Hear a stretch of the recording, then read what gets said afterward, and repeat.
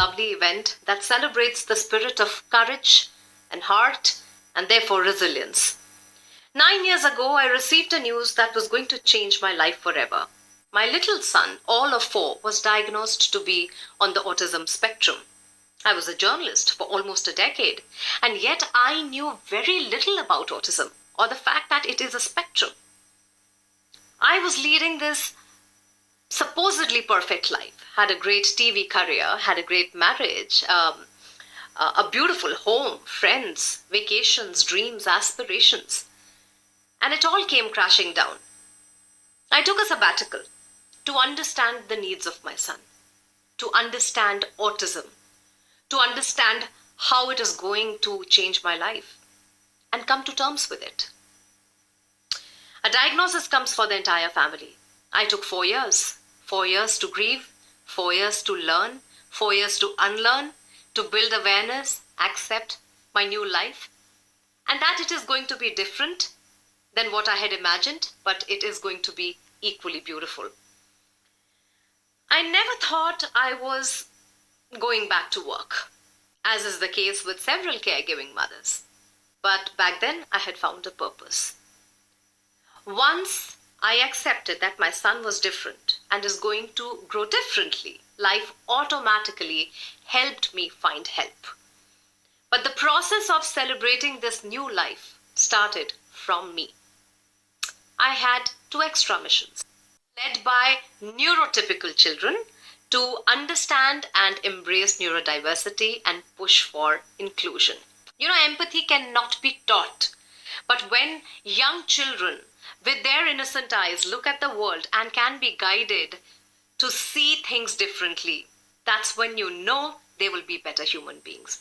And so we published a comic book that talks about Sarah and my son Madhav's friendship and how she tries to understand his autism.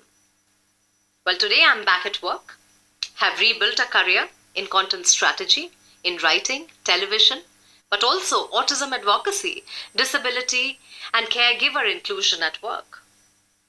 Every cloud has a silver lining, and resilience is a skill to develop. Well, 1 in every 5 person is neurodiverse, and some of them may not even know it at the moment.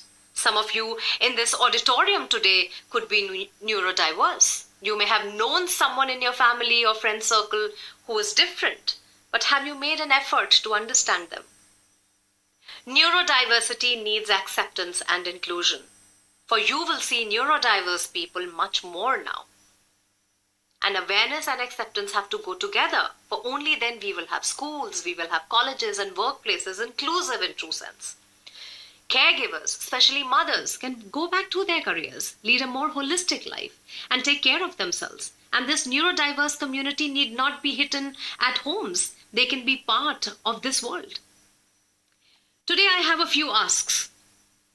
Read about neurodiversity and think how you can be more inclusive in day-to-day life, how you can be a good ally. If you think perhaps you are neurodiverse, look at self-advocacy, look at self-assessments. And last but not the least, read about the Japanese philosophy of wabi-sabi.